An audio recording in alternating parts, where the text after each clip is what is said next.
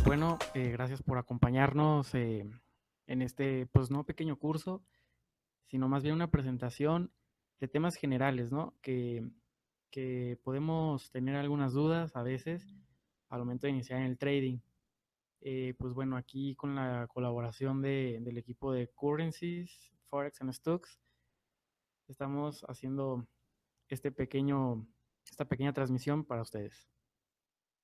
De lo que vamos a ver el día de hoy son los tipos de instrumentos, los principales en cuanto a hacer trading, porque instrumentos financieros realmente existen demasiados y pues bueno, no alcanzaría el tiempo y algunos pues no son más para hacer operaciones tipo trading, sino son más bien para inversiones a largo plazo y son instrumentos que tal vez carecen volatilidad, situaciones así. Los tipos de gráficos, los más principales, con algunas de sus variantes. Velas japonesas, eh, parte, de, parte de dos temas. Y los principales indicadores para operar. O sea, las velas japonesas sí merecen un tema especial. Tienen mucho que ver con los tipos de gráficos y bueno, también son un indicador.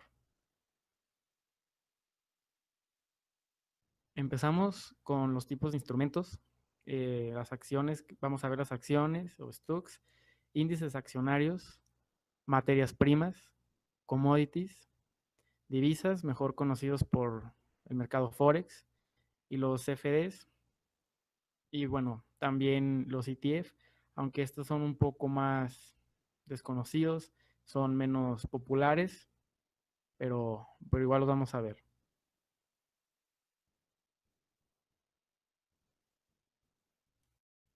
Bueno, el primer instrumento que vamos a analizar es una acción, bueno, las acciones.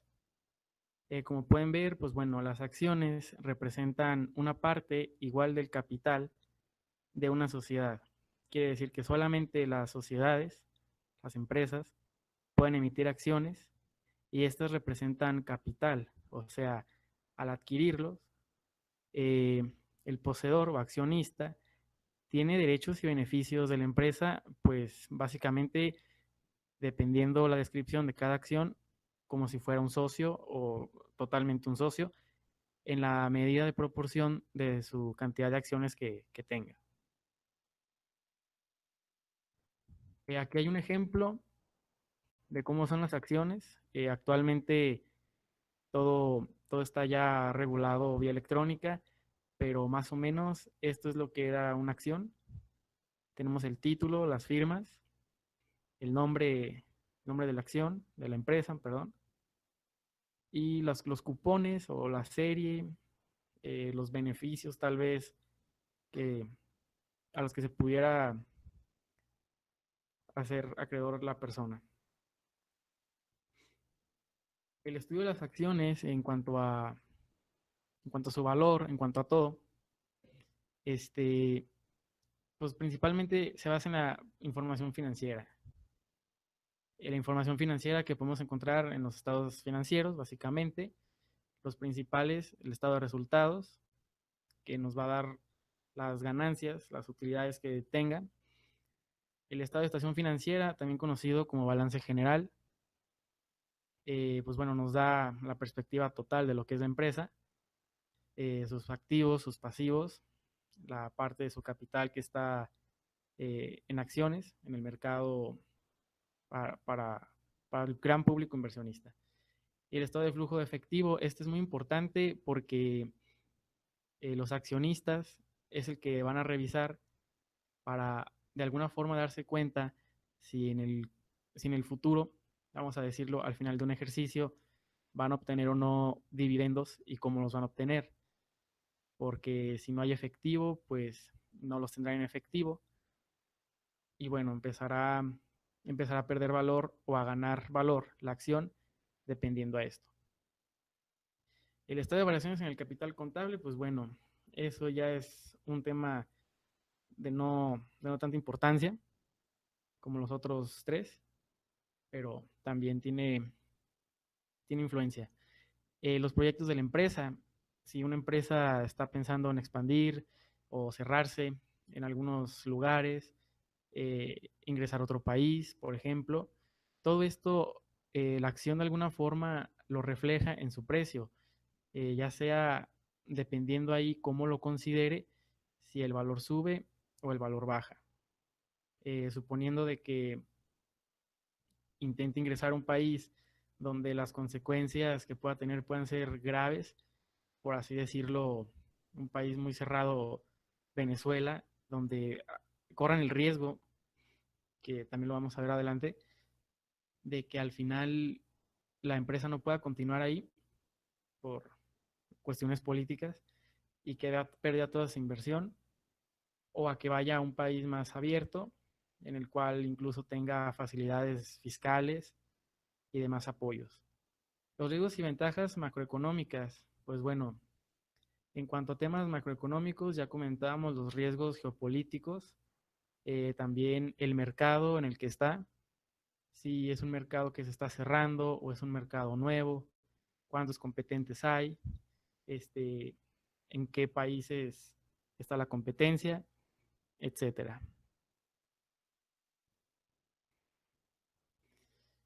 Aquí incluso puede haber las situaciones como desastres naturales y bueno, principalmente para el valor de la acción repercuten más los efectos geopolíticos, los temas fiscales.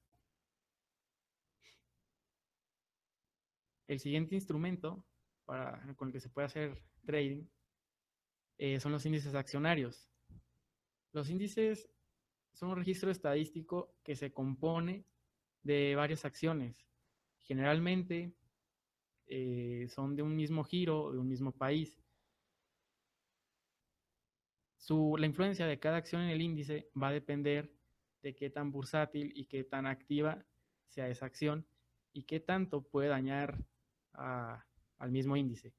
Por ejemplo, en el caso, aquí tenemos los principales, el IBEX 35 de España, el CAC 40 de Francia, el DAX de Alemania.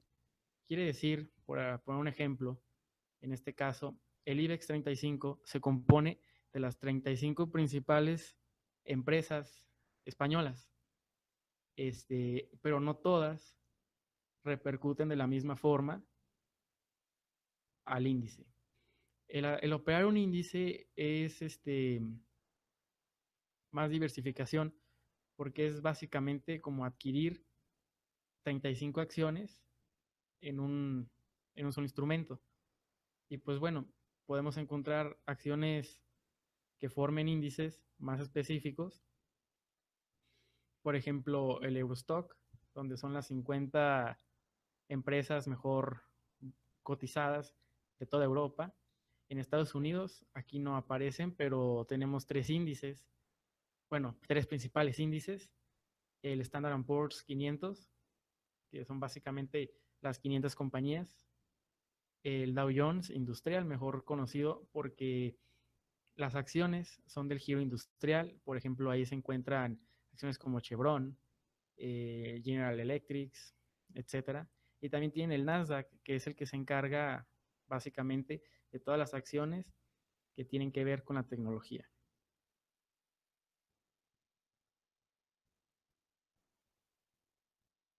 También, bueno, no sé si sea muy conocido, existe un índice accionario, aquí ya aparece el nombre, de todo el mundo, es decir, de las mejores compañías de todo el mundo, forman el índice mundial y pues bueno, es lo más diversificado que puede haber.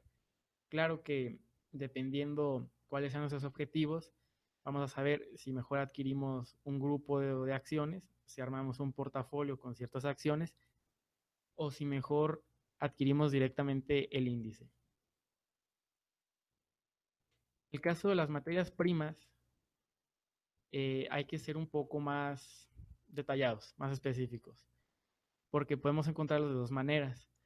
Aquí vamos a encontrar la materia prima contra una divisa que principalmente es el dólar o puede ser el euro a un precio spot. El precio spot en esta situación particular quiere decir que sería el precio más aproximado que si en un mercado real nosotros adquirimos la materia prima, por ejemplo, el barril de petróleo, tal vez nuestra cotización pueda ser alrededor de los $49, pero eso no significa que si buscamos un barril de petróleo o 100 barriles nos vayan a dar ese precio, sino sería lo más aproximado.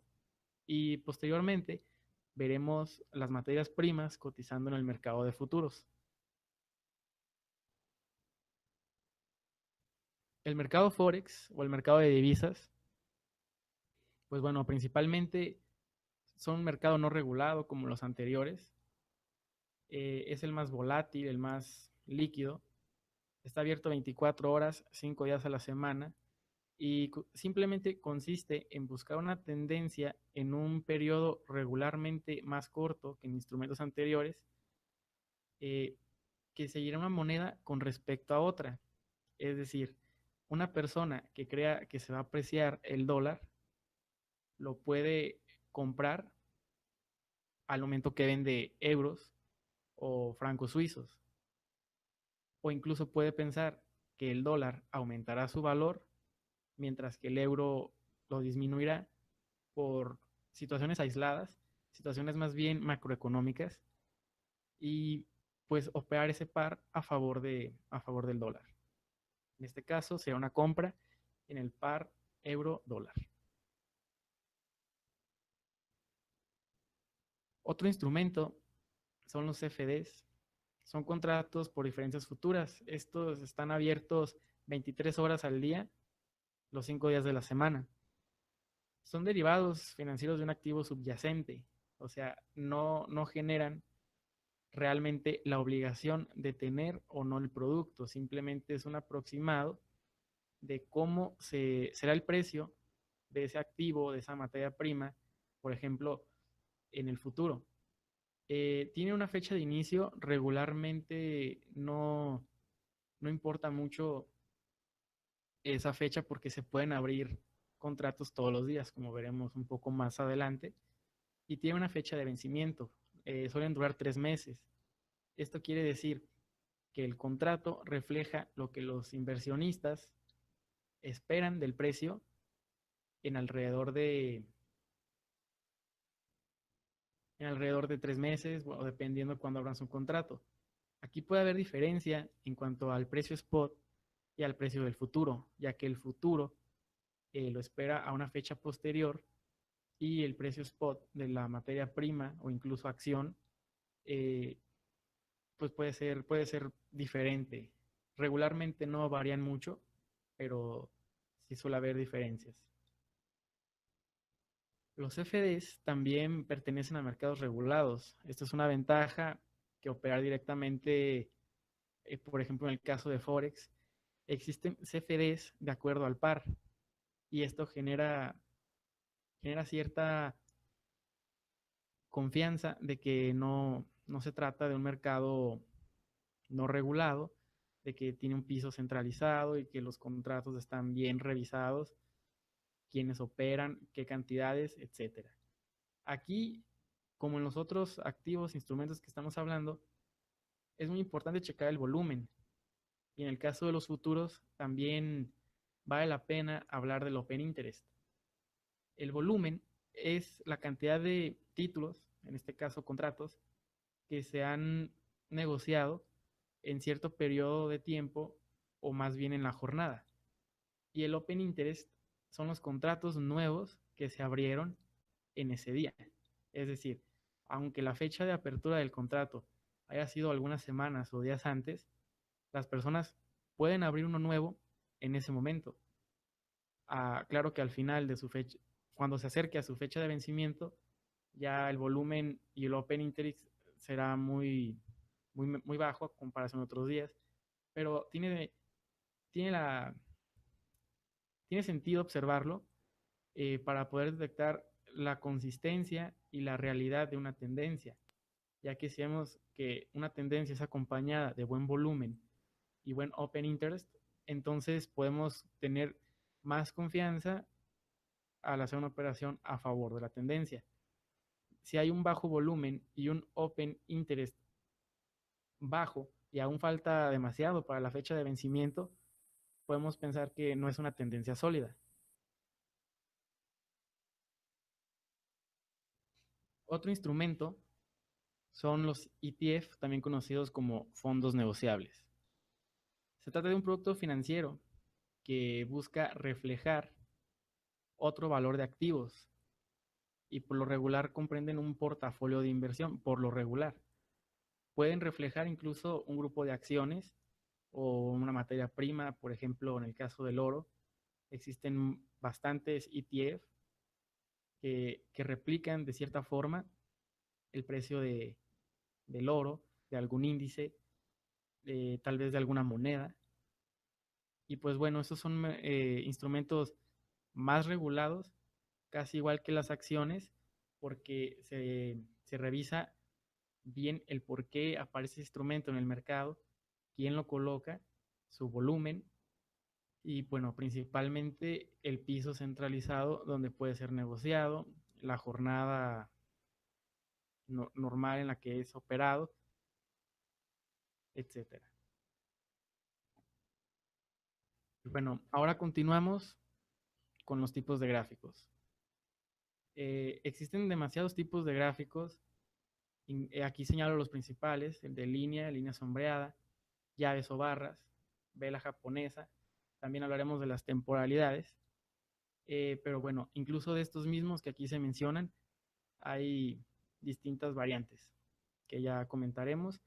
Y si nos queda tiempo, los checaremos uno a uno, quizás en esta sesión o en alguna próxima, si es que se puede realizar.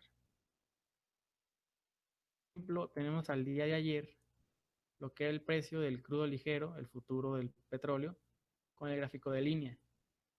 Como vemos, la temporalidad es un día, pero se ve de alguna forma sin ruido, no me proporciona tanta información, aunque bueno, aquí básicamente la tengo, pero simplemente al revisar el gráfico, si ignoramos esto, no nos da mucha información, simplemente tenemos el comportamiento del precio, que para algunos puede ser lo más importante, pero se puede conseguir más información con algún otro instrumento o indicador o tipo de gráfico. Regularmente era el más usado antes de que se hiciera más popular la vela japonesa, pero pues ya quedó un poco obsoleto entre los operadores.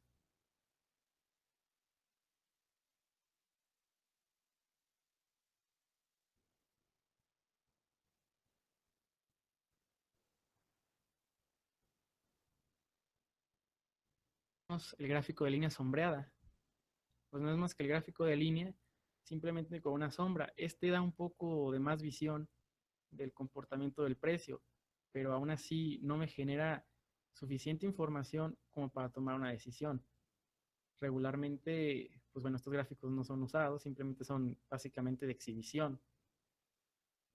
No, pero siguen apareciendo y pues por eso vale la pena señalarlos y pues decir que no son recomendables. También tenemos el de barras y llaves. En este caso, eh, aparece ya con colores, algo que no era muy común antes en los gráficos de llaves, porque aquí ya me señala si es una llave alcista o si es bajista. Regularmente eran del mismo color. Este gráfico ya me empieza a dar más información, porque ya me empieza a señalar el máximo, el mínimo y los precios de apertura y cierre. Sin embargo, aún queda pendiente el saber si realmente fue una sesión tranquila, cómo se comportó el precio durante la sesión. Y esto en cuanto a psicología del mercado, pues tampoco da tanta información. Entonces, es muy útil y es muy parecido a la vela japonesa. También hay muchas variantes de este gráfico. Por ejemplo, lo que es el gráfico de palos, donde no aparecían o aparecen los precios de apertura y cierre. Simplemente el recorrido del precio durante la temporalidad, en este caso la sesión de un día.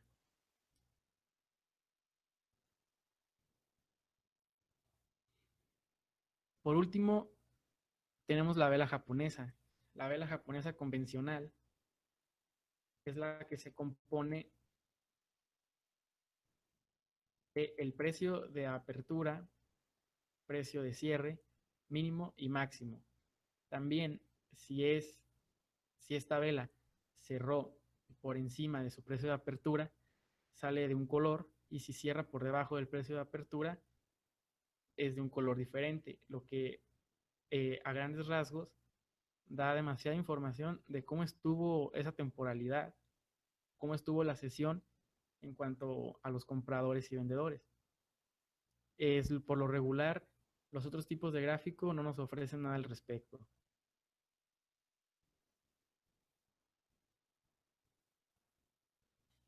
Aquí vemos la parte de la vela japonesa, que bueno, empezó a ser más popular a partir del año 2000. Eh, Me parece que fue Nixon, un ex operador, o un operador más bien, que en su momento empezó a operar con este tipo de gráfico, basado en una técnica japonesa. Por no sé si conocen la historia, más o menos un poco de esta historia, es que antiguamente los encargados de los almacenes de arroz en Japón así dibujaban los precios eh, a los que llegaba el arroz en esos días. Y bueno, posteriormente ellos podían hacer especulaciones conociendo esta información. Empezaron a ver patrones, formaciones, eh, cierta psicología en cada uno de ellos, como, como se pudiera ver más adelante. En este caso aparece más bien las partes de la vela, y si cierra por encima del precio de apertura es blanca, y si cierra por debajo es negra. A grandes rasgos, esto es lo que nos da la vela japonesa. Existen muchas variantes también. Algunas no tienen lo que se conoce como mecha, el mínimo y el máximo, simplemente apertura y cierre. Algunas no coinciden los colores hasta que hay un cambio de tendencia. Eh, bueno, hay infinidad de variantes que han salido, indicadores, pero principalmente la vela japonesa así se compone.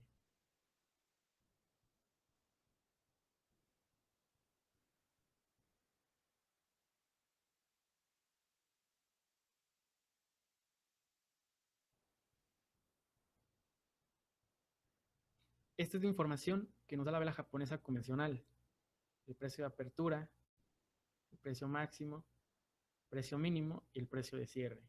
Ya los colores y lo demás, pues bueno, ya depende incluso de estrategias para operar. No necesariamente tiene que ser así la vela japonesa. Como comentaba, hay demasiadas variantes ya de cada uno de los gráficos, pero considero que este es de los más adecuados para operar. Las temporalidades.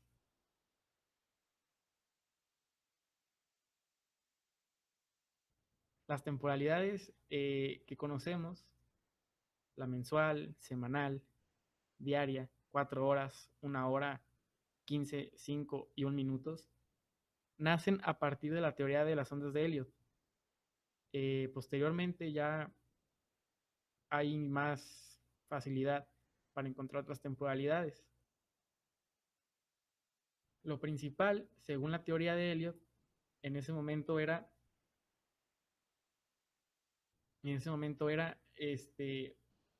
basado en la teoría del Dow Jones. Él suponía que en temporalidades mayores y menores su teoría seguía teniendo validez, incluso se complementaban. Es decir, una onda en un gráfico diario podría componerse de más ondas en un gráfico menor, de una temporalidad menor. Y a su vez, la onda diaria podría ser parte de otro conjunto de ondas en la semanal o mensual.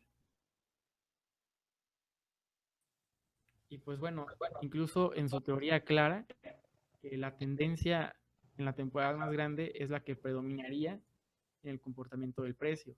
Es decir, que si la tendencia mayor es bajista, y en tu temporalidad que operas, también estás operando en contra de que se aprecie el valor de la divisa o la acción. Y pues bueno, en este caso habrías un corto, una venta, más confianza y tendrás más posibilidad estadística a que tu proyección se completara.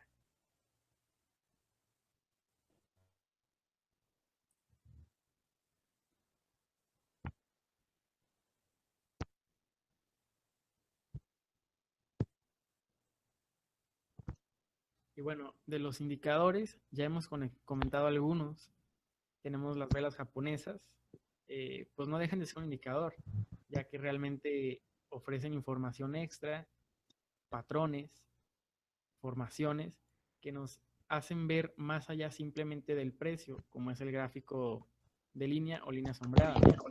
Nos hace ver la psicología que hubo en la sesión, nos hace conocer mínimos y máximos, si hubo mucha euforia o poca euforia, si hubo poca actividad en la sesión, si hubo indecisión entre los operadores, estas acompañadas del volumen, open interest, que también funcionan como indicador, pues bueno, se complementan bastante bien.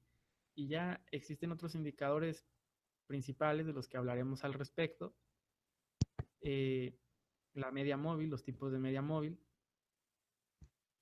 y otros indicadores que son los más frecuentes a la hora de operar y con los que cuentan la mayoría de las plataformas.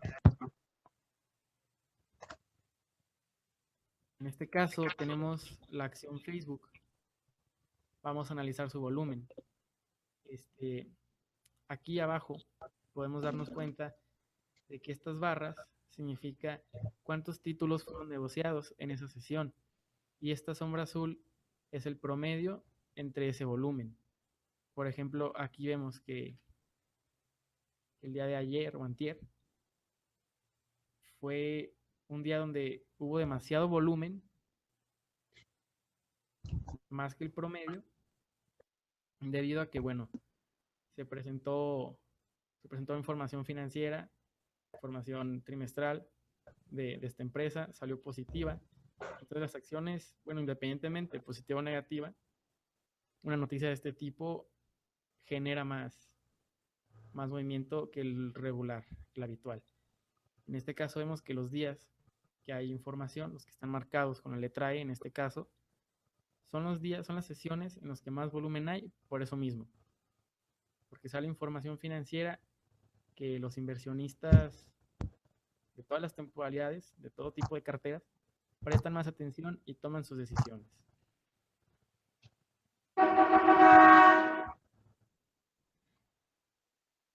Algo que señalar del volumen es que no es para todo tipo de mercados, porque no todos los instrumentos están regulados de la misma forma, ni cuentan con el mismo proceso pues al momento de cotizar. La información que demuestra es qué tanta demanda hubo por ese instrumento. Como ya hablábamos de Facebook, podemos ver que hay días promedio de volumen operado y estos días donde hay información financiera de utilidades, pues bueno, se dispara de una manera pues muy alejada de una sesión ordinaria. Esto en Forex, por ejemplo, no me genera ninguna información porque simplemente me daría un aproximado según, según el broker, según opciones, conforme a su información, que puede bien ser cierta o puede estar manipulada. Incluso por eso, realizar volumen en Forex de esta forma, pues no, es imposible, aunque por ahí se puede revisar en los gráficos, pues no tiene significado alguno. Lo que sí se puede notar en Forex es qué sesiones cuentan con más operaciones y cuáles no, y horarios también. Por ejemplo, el día de las elecciones presidenciales de Estados Unidos fue el día con mayor volumen en todos los instrumentos de la historia. No había habido otra sesión de este tipo hasta, me parece que en 2014, cuando, cuando se publicaron unos pésimos datos de la economía china que generaron locura en ese momento.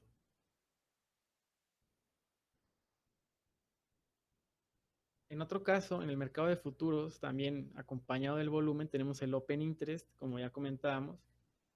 Nos muestra los contratos nuevos abiertos y si se agrega el volumen, como comentamos, la tendencia que buscamos seguir podría tener más sentido o no de acuerdo a esta información. O incluso nos puede dar información para la próxima apertura de nuevos contratos.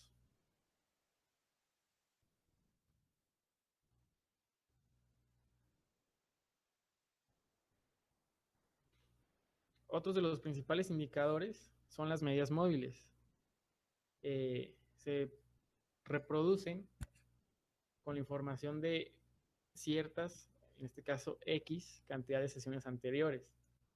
La media móvil simple, vamos a suponerlo, que, que sea de 20 sesiones, pues simplemente, vaya la redundancia, simplemente va a tomar las 20 sesiones anteriores, va a sacar un promedio y me va a tocar el punto de esa línea justamente donde debería según el promedio.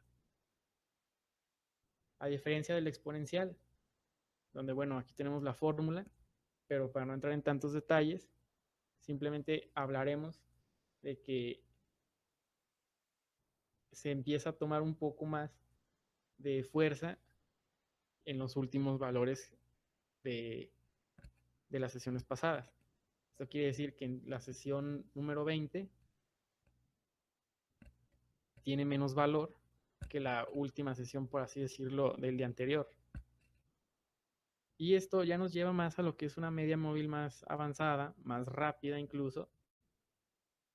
Esa es la media ponderada, donde el dato 20 vale 20 veces menos en la ecuación, en la ponderación, vale 20 veces menos que la del día anterior. Y esto, pues bueno, simplemente es más sensible a los cambios bruscos de tendencia y los detecta de una forma mejor.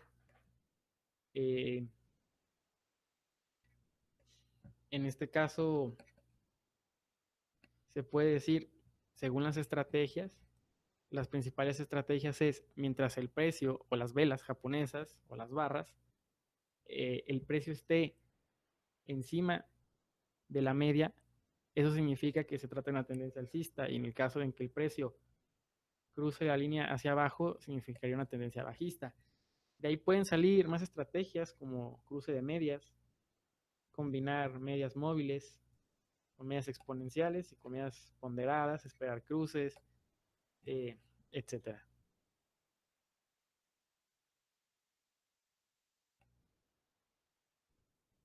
Y bueno, para terminar, tenemos los indicadores básicos, los cuatro, que son los indicadores de tendencia.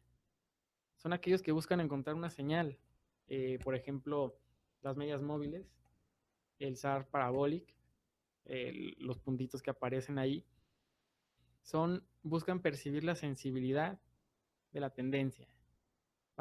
Buscan encontrar si realmente la tendencia es constante o si se trata simplemente de datos aislados que corresponden a otra tendencia en realidad. Los de momentum, que son de los más populares, por ejemplo el Stochastic y el RSI, ellos buscan la fuerza en la tendencia, es decir, qué tanto movimiento alcista hay en una tendencia que va a la alza y qué tanta fuerza bajista, con qué tan duro es el golpe de una fuerza bajista. En este caso, el RSI lo conocemos la mayoría, se basa en ciertos niveles, incluso nos indica sobre compra o sobre venta, que posiblemente el instrumento ya esté llegando al fin de una tendencia o apenas esté comenzando una. En fin, se pueden se pueden usar en diferentes estrategias. Y pues bueno, estos son los indicadores de momentum. Los de volumen, pues bueno, ya los hemos comentado, es simplemente la cantidad de títulos negociados o el número de contratos abiertos. De los más populares también existen los de volatilidad. Información de los cambios en la volatilidad, por ejemplo, las bandas de Bollinger, que en momentos de acumulación nos hacen ver con más claridad hacia dónde puede explotar una tendencia en un momento rápido, y si a esto le agregamos, por ejemplo, un indicador de momentum como el RSI, nos puede indicar si hay un cambio de tendencia, si hay una continuación en la tendencia, o si es un mercado que está lateral y pues no conviene operar.